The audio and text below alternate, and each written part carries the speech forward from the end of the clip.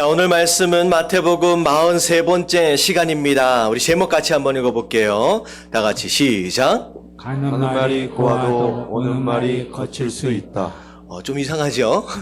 가는 말이 고우면 당연히 오는 말은 어떻게 돼요? 고와야 하는데 현실은 어쩔 수 있다는 거예요? 거칠 수도 있대요. 자, 이게 무슨 얘기냐? 오늘 말씀을 통하여 설명을 좀 드리도록 하겠습니다. 자, 오늘 본문 말씀 마태복음 7장 12절 말씀은 굉장히 중요한 말씀입니다.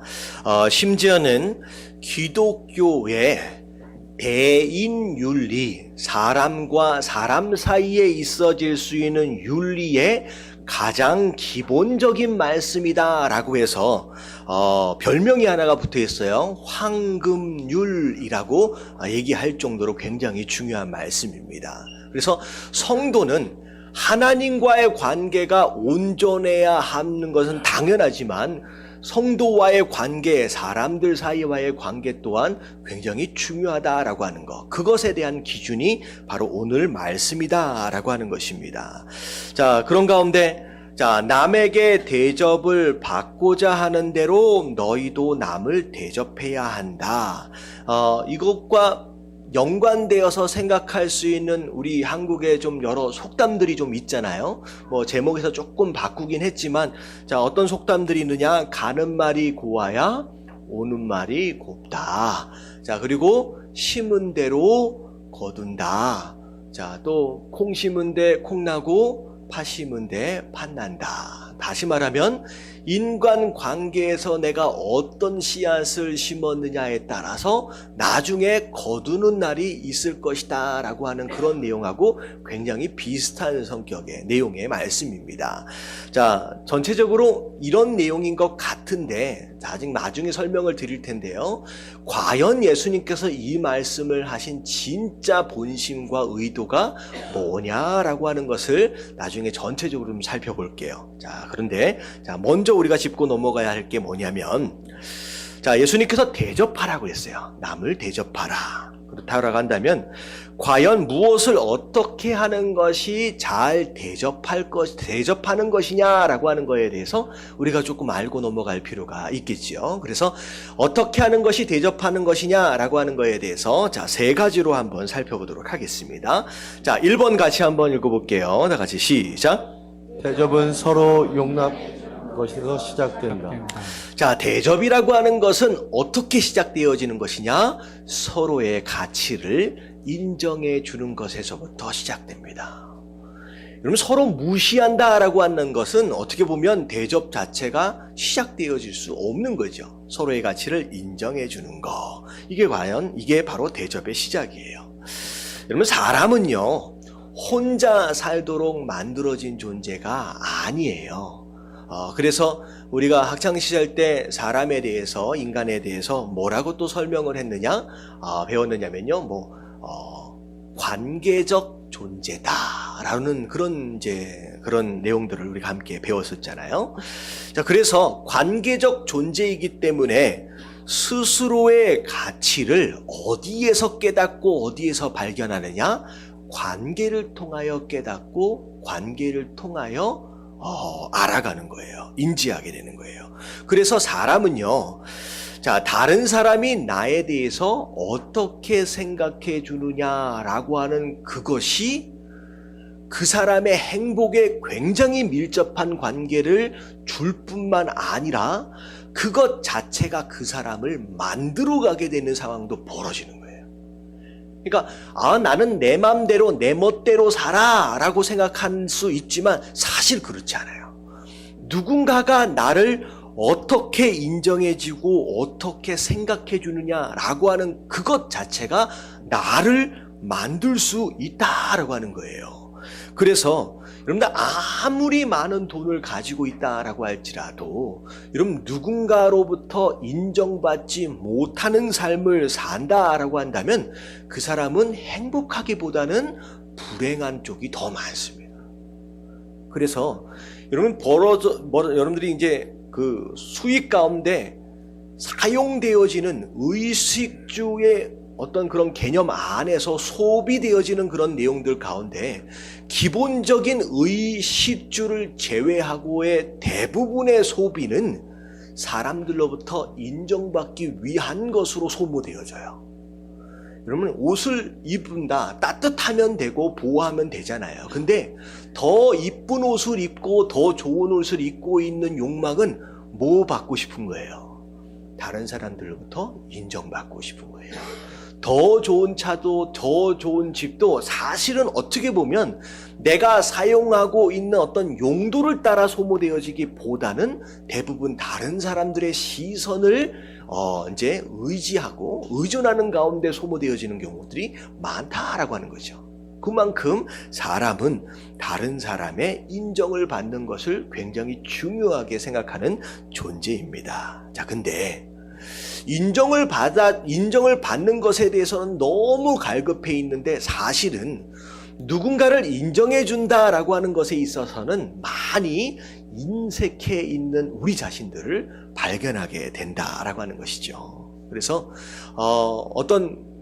보면 가정 안에서도 부부끼리 서로 인정해 주지 않는 가운데 살아가는 부부들도 많고요. 어떻게 보면 교회 안에서도 서로가 무시하거나 인정해 주지 않는 그런 경향들이 간혹가다 있을 수 있다라고 하는 것입니다. 자, 그런 가운데 제가 어떤 TV 프로그램에서 얘기를 들었는데 이런 경우가 있었대요. 한 가정이 있는데 남편 되어진 분이 10년 동안 직장 생활을 제대로 할 수 없었다는 거예요. 일을 해도 또 잘 안 되고 또 쫓겨나고 사업을 해도 또 망하고 그래가지고 10년 동안 제대로 된 직장이 없이 계속 직장을 구하면서 살았고, 어떻게 보면 그 10년 동안 누가 이 가정을 이끌어 갔느냐? 아내 되신 분이 이 가정을 이끌어 갔다는 거예요. 그래서 이 아내가 조그만 구멍가게를 하는데 그 구멍가게로 인하여서 아이들을 학교를 다 보내고 심지어 아이들 시집장가까지 다 보낼 정도로 결국은 남편이 이 가정 안에서 한 일이 있어요? 없어요? 한 일이 없는 거예요, 거의. 그런 상황 가운데 가정이 이제 10년을 지났는데 이 가정이 TV 프로그램에 나온 거예요. 근데 자, 그 가정이 나왔는데 갑자기 어느 한쪽에서 나는 이혼하고 싶다라고 이제 얘기를 하는 거예요. 자, 누가 얘기했을 것 같아요? 일반적으로 무능한 남편, 아내 혼자서 이 가정을 다 이끌어 갔잖아요. 그런 상황이다라고 한다면 누가 이혼하고 싶을 것 같아요? 네, 아내 된 자가 이혼하고 싶은 마음이 생겼을 것 같은데 정말로 어이없게도 누가 이혼하자고 해요? 남편이 이혼하재요. 그래서 다들 거기 안에 있는 방청객들이 다 황당해가지고 어이없어가지고 당신이 한 게 뭐가 있는데 라고 하면서 어떻게 이혼을 요구하느냐라고 얘기했더니 그 남편 되신 분이 하나하나 얘기한 거예요. 맞다라는 거예요. 내 아내가 아이들을 다 키웠고 내 아내가 아이들 학교 다 보냈고 내 아내가 아이들 시집장가 다 보냈고 심지어 내 아내가 누굴 먹여 살렸어요? 자기를 먹여 살렸다라고 하는 걸 안다는 거예요. 근데 중요한 건 뭐냐면 그렇게 10년을 살아와다 보니까 내가 그 10년을 이 가정 안에서 어떻게 살아왔는지를 생각해 봤냐는 거예요. 아내가 자기를 보기를 뭘로 알아요? 벌레만도 못하게 쳐다본대요. 심지어 자녀들마저도 우리 아빠는 우리 가정에 있어서는 안 되는 마치 뭐처럼 쓰레기처럼 취급을 한대요. 물론 내가 무능할 수는 있지만 무능해서 가정에 도움을 주지 못한 것을 알지만 그 가정 안에서 눈꼽만큼의 인정도 받지 못한다라고 한다면 내가 이 가정, 어떻게 보면 이 가정이 뭐라는 거예요? 이 남편에게 있어서는 지옥 같았다라고 하는. 그래서 나는 어떻게 해서든 이 가정에서 벗어나고 싶은 생각밖에 없다라는 거예요. 여러분, 눈꼽만큼이라도 이해가 돼요, 안 돼요? 이게 정당화되어지는 거나 제가 이것을 지지한다라고 얘기하는 건 아니에요. 근데 이해가 되어질 수 있다는 거예요. 여러분, 사람은요, 일 안 하고 편안하게 먹고 살고 했으면 너무 좋을 것 같지만 그거보다 더 중요한 게 뭐냐면 다른 사람들로부터 인정받는 것이 너무 중요하다는 거예요. 그래서 잠언 15장 4절 말씀 이런 말씀이 있습니다. 다 같이 한번 읽어볼게요. 시작. 온순한 혀는 곧 생명나무이지만 배역한 혀는 마음을 상하게 하느니라. 자, 이걸 영어로 보면 온순한 혀는 아픈 사람을 치료하는 혀예요. 그래서 병들어 있고 실망하여 있고 낙심해 있는 마음으로도 아프고 육신적으로 아픈 누군가에게 온순한 말, 편안한 말, 치유하는 말, 기운을 복돋아주는 그런 말을 하는 그런 혀는 그 사람에게 뭐가 되느냐? 생명나무예요. 살리는 사람이 된다라고 하는 것이죠. 여러분, 우리가 성도로 살아간다라고 하는 것은 우리 주변에 여러 가지 힘들고 어려운 과정들로 인하여서 실망하고 낙심하고 병들어 있는 사람을 우리가 그들을 인정해주고 우리가 그들에게 용기를 줌으로 말미암아 살리는 생명나무와 같은 삶을 사는 것이 여러분 성도의 삶인 줄로 믿습니다. 우리가 한마디 잘해주고 그 사람을 인정해주면요, 아무리 낙심해 있는 사람도 용기를 얻을 수 있다라고 하는 거예요.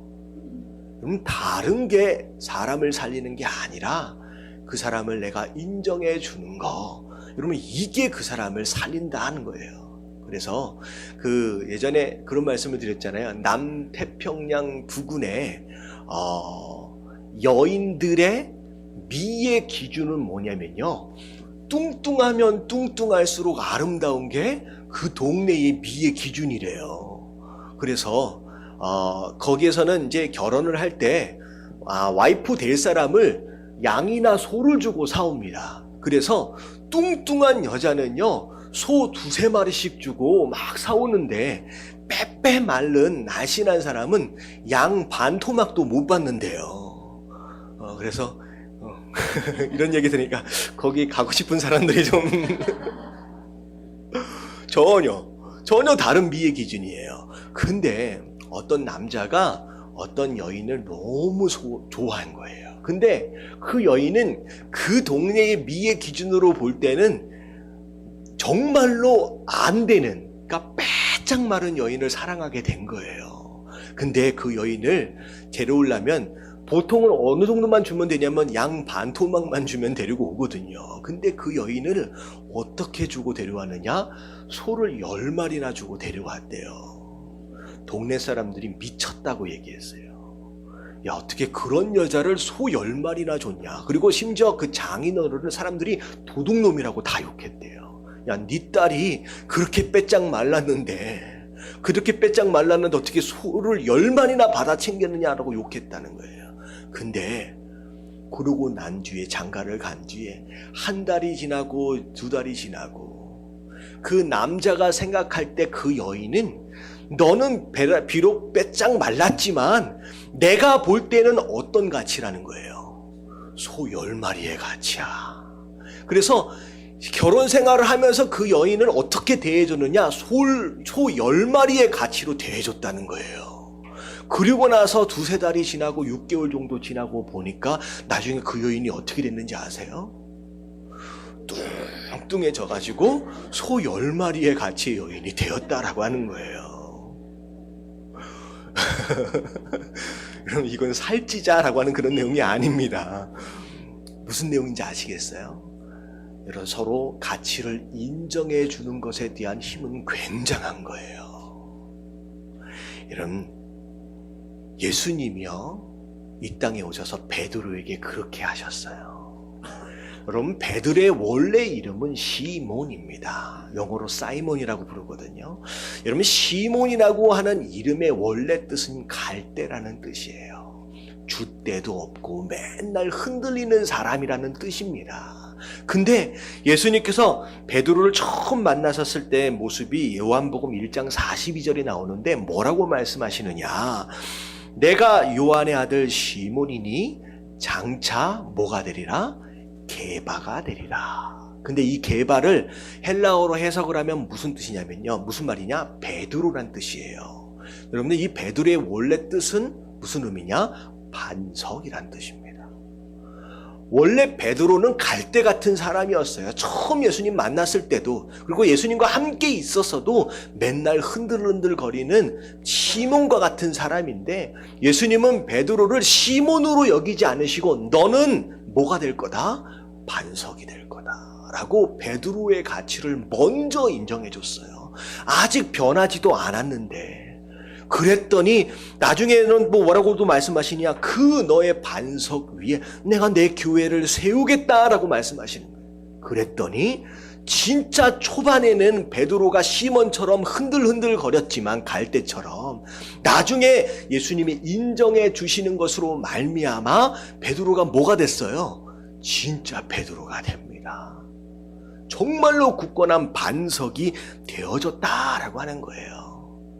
여러분, 누군가를 대접한다라고 했을 때 첫 번째 발걸음은 뭐냐면 그 사람의 가치를 인정해 주는 거예요.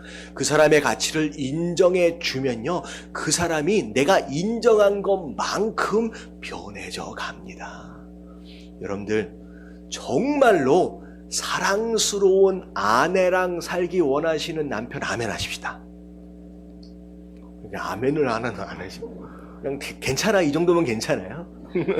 정말로 사랑스러운 아내와 살길 원하시는 남편이다라고 한다면, 정말로 든든한 믿음직한 남편과 살길 원하신다라고 한다면, 그런 아내다라고 한다면 어떻게 해야 돼요? 지금의 상황과는 상관이 없이 여러분, 내 남편과 내 아내와 내 자녀들을 그렇게 먼저 인정해 주십시오. 가치를 인정해 주시면요, 여러분, 인정되어진 것처럼 그 자녀와 그 남편과 그 아내가 변화되어져 갈 거다라고 하는 거예요. 이게 대접하는 것의 시작입니다. 심지어 하나님마저도 나를 인정해 줘라라고 말씀하셔요. 그게 바로 잠언 3장 6절 말씀입니다. 나를 인정하는 자에게 내가 어떻게 할 것이다? 내가 너의 길을 인도해 주실 것이다. 그래서 하나님의 형상으로 지음을 받은 우리의 사람, 결국은 사람은 인정받음으로 말미암아 행복해질 수 있고요, 인정해 주면요, 인정해 준 대로 그 가치와 더불어 변해져 갈 수 있다라고 하는 거. 여러분들 주변에 있는 내 아내와 내 남편과 내 자녀들, 여러분 무시하지 마시고 여러분 가치를 인정해 주실 수 있는 저와 여러분들 되시길 주님의 이름으로 축원합니다.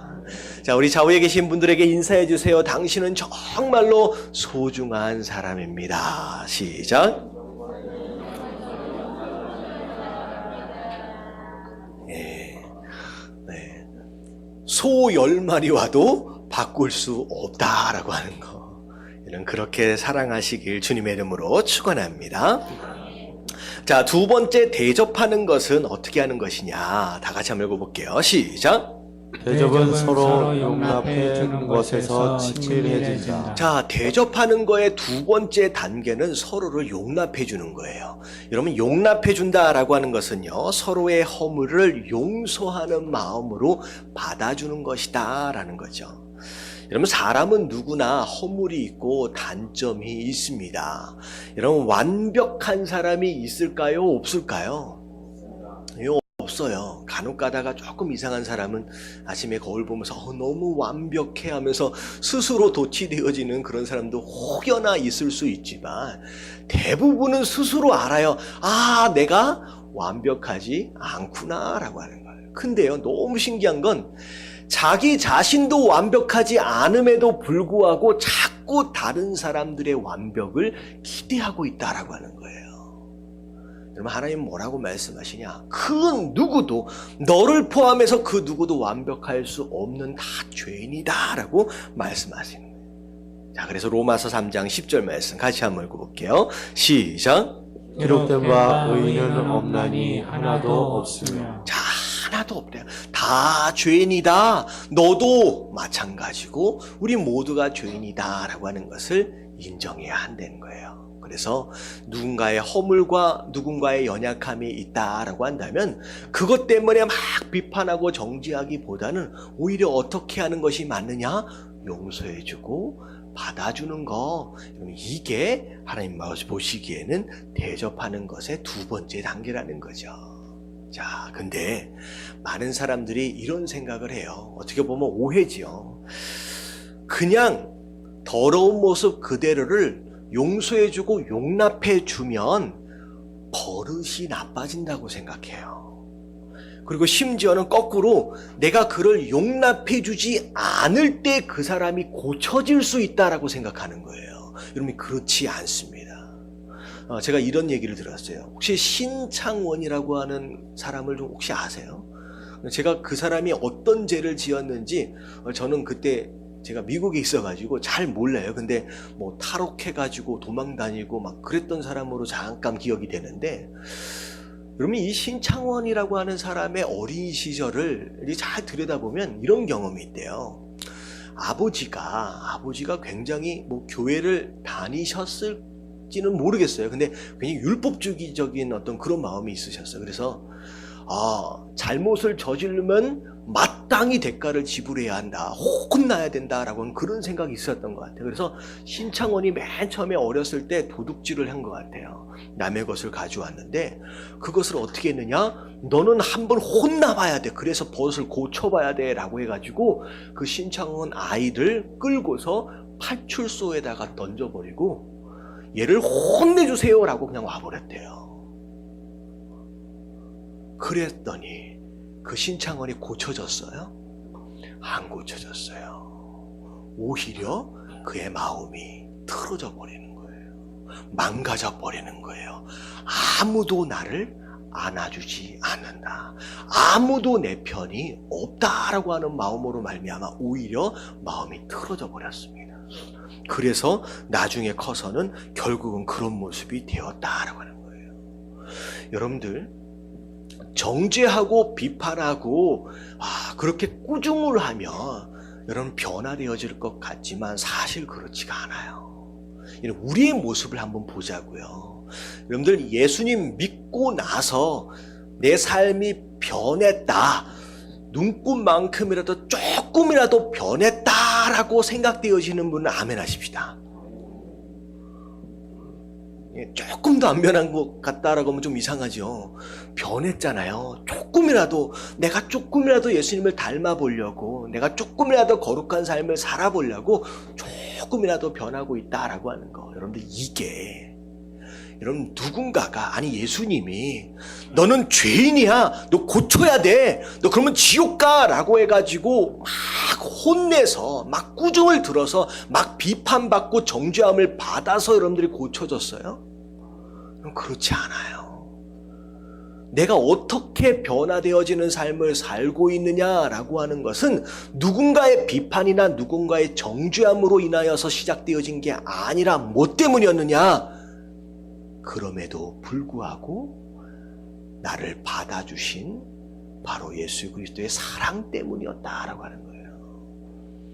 여러분, 받아주고 안아주고 여러분 용납하는 그것이 그 사람을 여러분 변화시키는 줄로 믿습니다. 그래서 로마서 5장 8절 말씀에 보면 같이 한번 읽어볼게요. 시작. 우리가 아직 죄인 되었을 때 그리스도께서 우리를 위하여 죽으심으로 하나님께서 우리에 대한 자기의 사랑을 확증하셨느니라. 네. 아직 죄인 되어 있다라고 하는 것은 무슨 뜻이냐? 아직 변화된 모습이 아닌 거예요. 아직 더러운 거예요. 아직 죄를 또 짓고 있는 상황임에도 불구하고 예수님께서 야, 너가 그런 죄를 지었으니까 네가 대가를 지불해야지 라고 혼내신 게 아니라 내가 그 죄를, 그 대가를 지불해 줄게 하면서 그 모든 허물을 안아주셨기 때문에 이런 우리가 하나님의 자녀가 된 것인 줄로 믿습니다. 그래서 우리가 변화된 것이다 라고 하는 거예요. 여러분, 내 남편이, 내 아내가, 내 자녀들이 무엇인가에 좀 부족할 수 있어요. 근데 먼저 우리가 생각해야 될 게 뭐냐면 나는 완전하느냐? 그렇지 않아요. 나도 똑같이 불완전해요. 그리고 두 번째 생각해야 될 게 뭐냐면 그러면 그 사람을 바꾸기 위해서 넌 뭐가 잘못됐어, 넌 뭐가 잘못됐어 라고 지적한들 바꿀 수 있겠느냐? 그렇지 않다라고 하는 거예요. 하나님께서 우리를 품어주셨던 것처럼 우리도 우리 주변의 모든 관계들을 용납해주고 품을 수 있는 사람이 되어야 하는 줄로 믿습니다. 그래서 골로새서 3장 12절부터 14절까지 보면 그러므로 너희는 하나님이 택하셨대요. 우리가 하나님의 백성 되어진 게 우리가 뭘 잘해서가 아니라 그저 하나님이 은혜로 우리를 선택해 주셨다는 거예요. 그리고 거룩하고 사랑받는 자처럼, 이 얘기는 이미 우리가 하나님으로부터 사랑을 받은 사람이다라는 거죠. 그래서 긍휼과 자비와 겸손과 온유와 오래 참음을 옷 입고 13절 14절 시작. 누가 누구에게 불만이 있거든 서로 용납하여 피차 용서하되 주께서 너희를 용서하신 것 같이 너희도 그리하고 이 모든 것 위에 사랑을 더하라. 이는 온전하게 매는 띠니라. 그래서 네가 먼저 용납을 받은 것처럼, 네가 먼저 용서를 받은 것처럼 너도 그를 용납해 줄 수 있어야 된다라고 말씀하고 계십니다. 여러분, 서로가 서로를 받아주시고 용서해 주실 수 있는 저와 여러분들 되시길 주님의 이름으로 축원합니다. 이런 많은 사람들이요, 이것에 갈급해 있어요.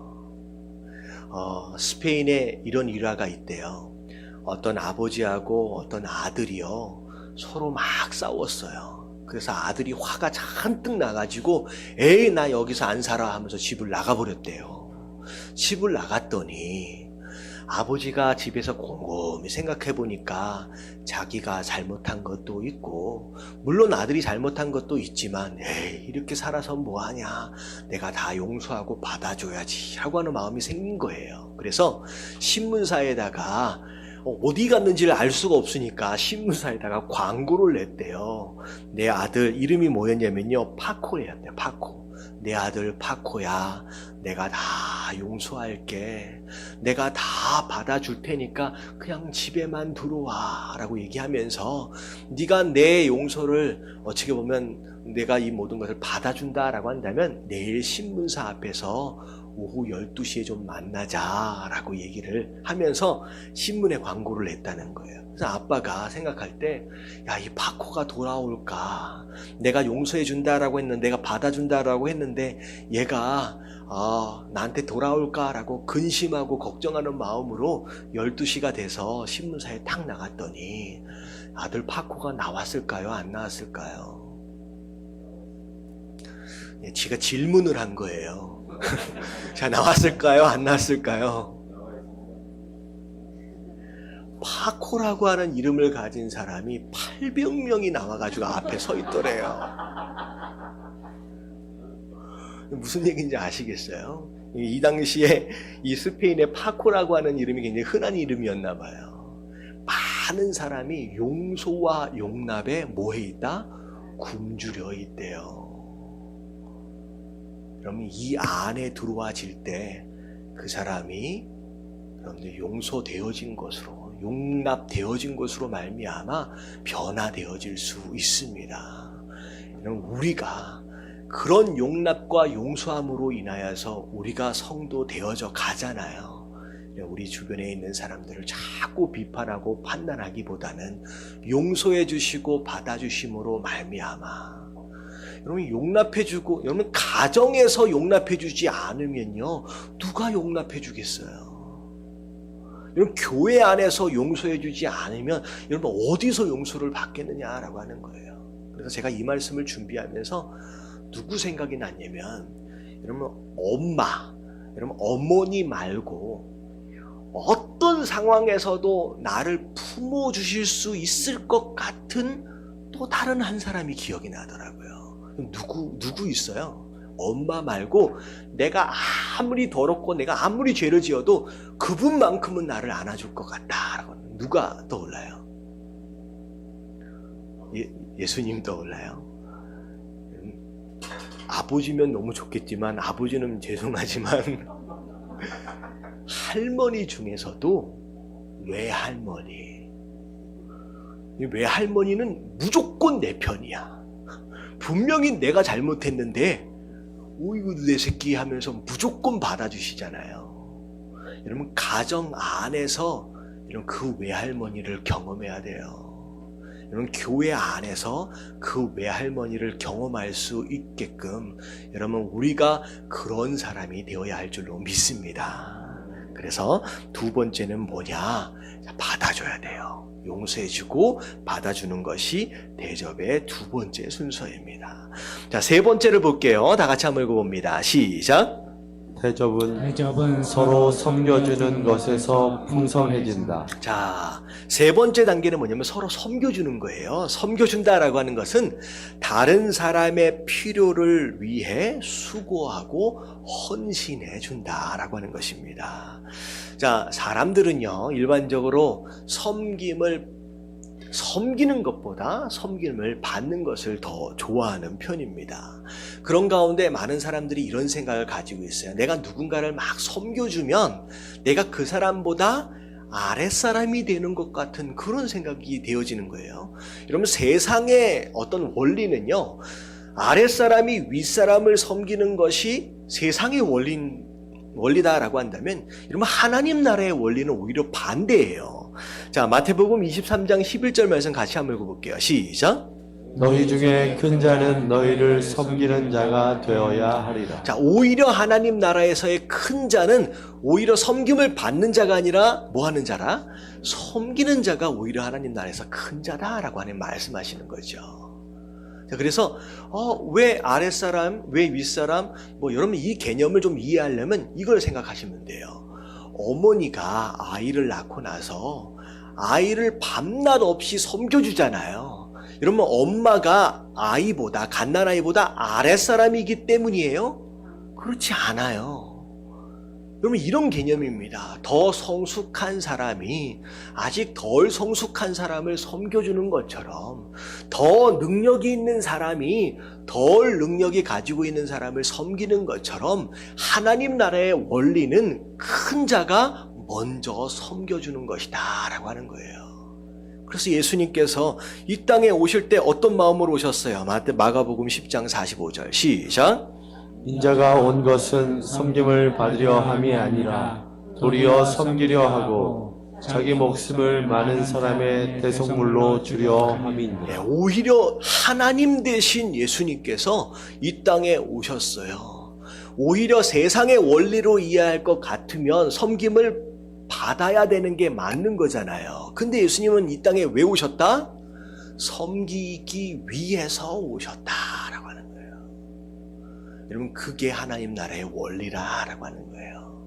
그래서 에베소서 6장 7절 말씀에 보면 기쁜 마음으로 섬기래요. 근데 그 사람을 사람으로 생각하지 않고 심지어 무엇으로?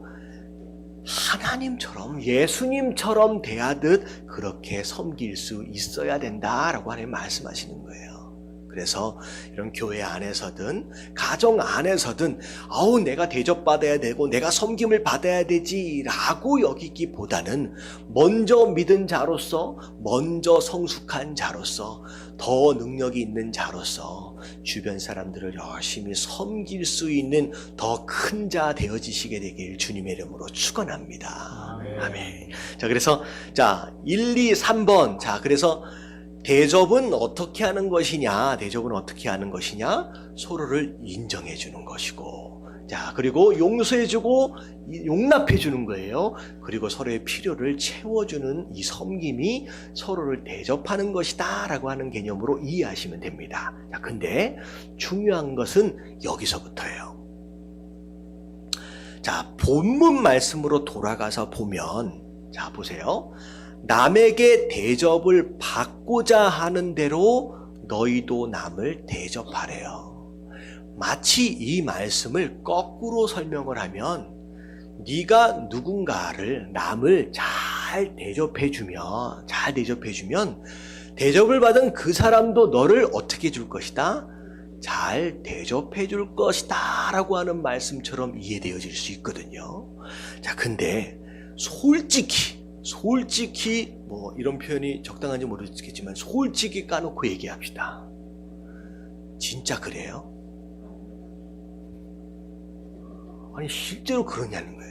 내가 누군가를 열심히 섬겨줬어요. 내가 정말 대접해줬어요. 그러면 그에 합당한 대접이 내게로 돌아오냐는 거예요. 자, 세상은 이래요. 내가 인정해주면요, 거꾸로 나를 무시하는 게 현실이에요. 내가 그 사람의 잘못을 다 받아주고 용납해주면 되게 감사할 것 같죠? 감사하지 않습니다. 오히려 10 중에 9은 심지어 나를 호구로 알아요. 그리고 심지어 어떻게 해요? 나를 등쳐먹으려고 하는 것이 이 세상의 현실이에요. 자, 잘 섬겨주면요, 되게 고마워서 내가 또 섬겨줄게 라고 할 것 같잖아요. 10 중에 9은 당연한 것으로 생각합니다. 심지어 권리인 것처럼 생각해요. 심지어 나중에는 조금 소홀해지면 야, 너 변했네 라고 하면서 못해준 것만 기억하고 욕하고 떠나는 게 현실입니다. 그러면 하나님 말씀이 틀렸나? 그러면 하나님 말씀은 무조건 맞는 줄로 믿습니다. 여러분, 이해가 안 돼도 무조건 하나님 말씀 맞아요. 자, 여러분, 이 말씀을 이해하려면 본문 말씀을 우리가 다시 돌아가서 봐야 돼요. 자, 키가 어디에 있느냐? 앞에 그러므로에 있어요. 현실하고 말씀하고 너무 동떨어진 것 같은데 이 말씀을 여는 키는 이 그러므로에 있어요. 여러분, 이 그러므로라고 하는 것은 앞에 나오는 내용이 원인되어진다는 뜻이에요. 다시 말하면 앞에 나오는 내용과 뒤에 나오는 내용이 서로 상관이 있다는 내용이에요. 여러분, 앞에 무엇에 대한 내용이 나왔어요? 여러분, 지난주 말씀이 뭐였어요? 구하라, 찾으라, 두드리라. 이 얘기하면 기도하라는 거예요. 기도하면 누가 응답하신다? 이러면 하나님이 응답하신대요. 그것과 이게 함께 간다는 얘기예요.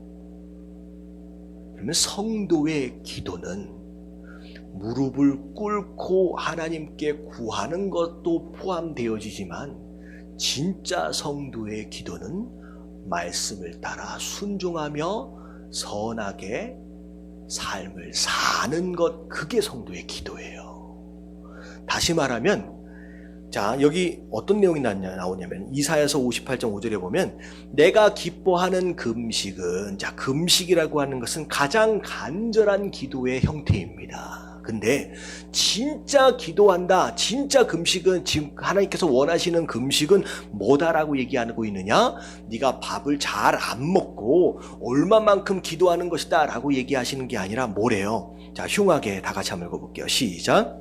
흉하게 결박을 풀어주며 멍에 줄을 끌어주며 압제당하는 자를 자유하게 하며 모든 멍에를 꺾는 것이 아니겠느냐. 그럼 성도의 기도는 곧 뭐를 얘기하고 있느냐? 무릎 꿇고 앉아있는 그 시간만을 이야기하는 것이 아니라 우리가 어떻게 살아가고 있느냐라고 하는 게 우리의 기도래요.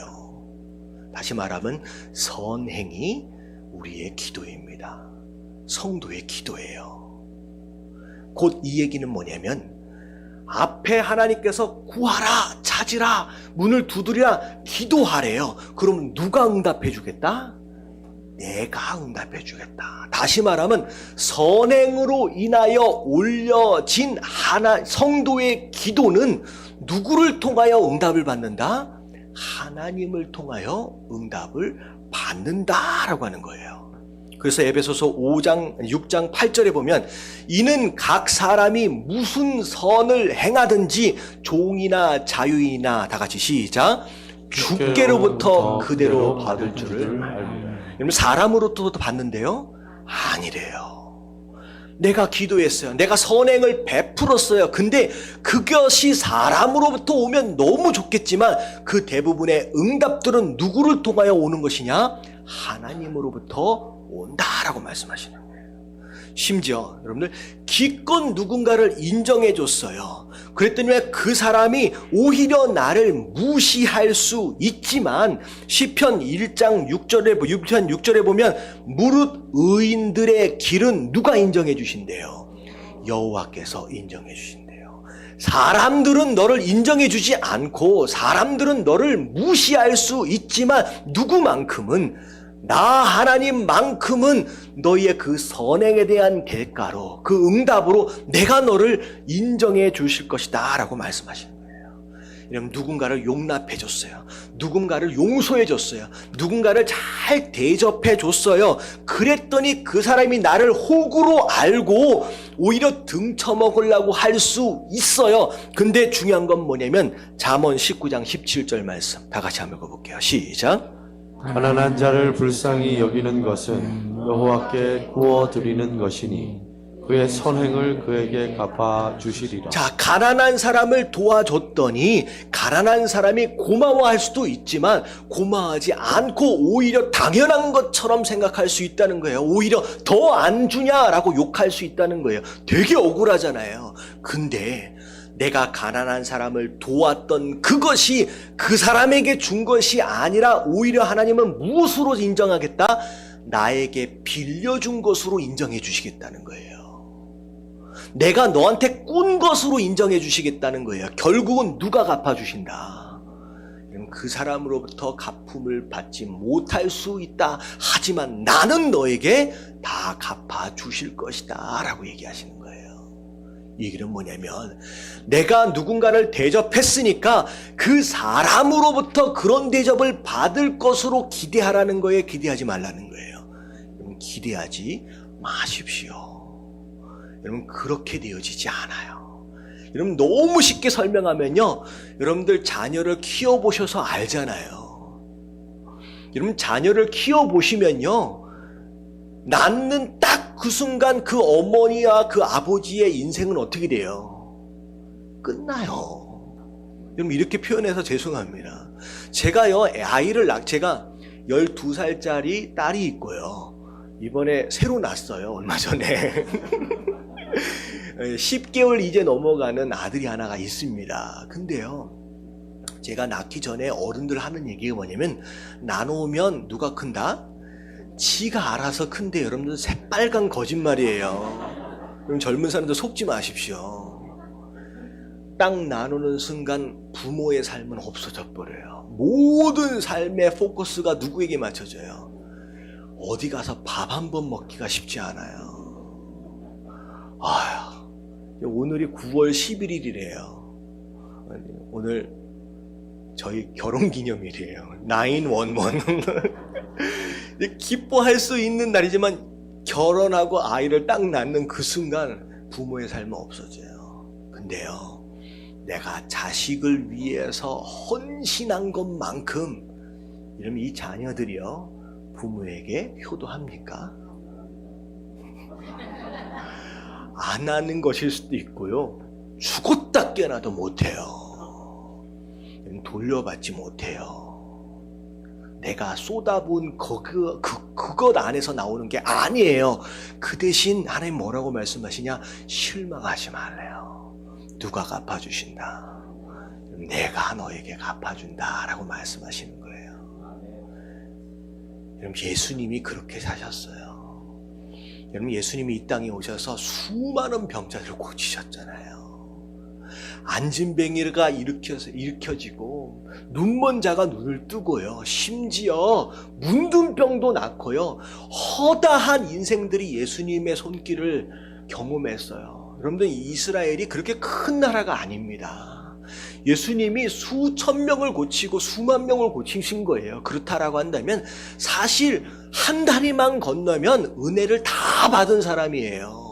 근데 그렇게 좋은 일을 베푸셨는데 사람들이 예수님을 인정해 줬어요? 아니잖아요. 예수님을 사람들이 대접해 줬느냐? 아니에요. 오히려 사람들은 그렇게 헌신하신 예수님을 어떻게 대했어요? 오히려 채찍질하고 십자가에 못 박혀 죽여버렸어요.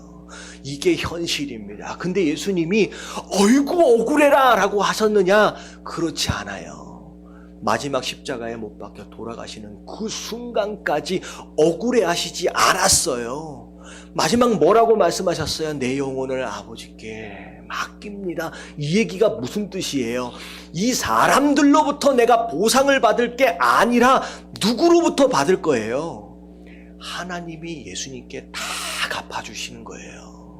그게 바로 빌립보서 2장 9절서부터 11절에 나오는 내용이에요. 다 같이 한번 읽어볼게요. 시작.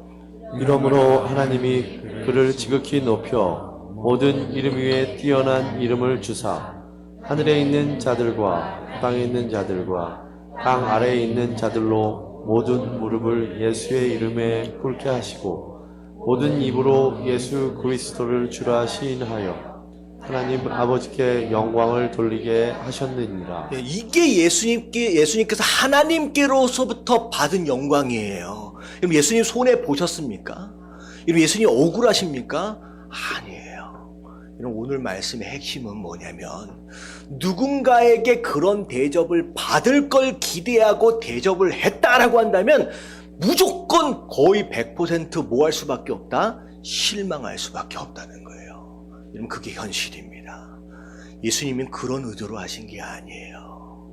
예수님 그런 의도로 하신 게 아니라 그냥 먼저 대접해 주래요.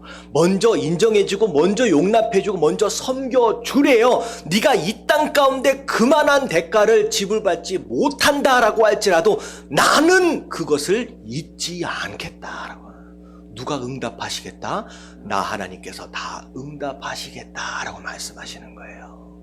그러면 이게 우리가 이 땅을 살아가면서 뿌려야 할 씨앗인 줄 믿습니다. 그래서 오늘 말씀 기억하시면서 여러분 하나님은 신실하신 분이에요. 여러분 사람은 갚아주지 않는다라고 할지라도 하나님께서 다 들어주시고 갚아주실 것을 기대하는 마음으로 여러분이 오늘도 열심히 섬기시고 대접하시며 살아갈 수 있는 저와 여러분들 되시길 주님의 이름으로 축원합니다.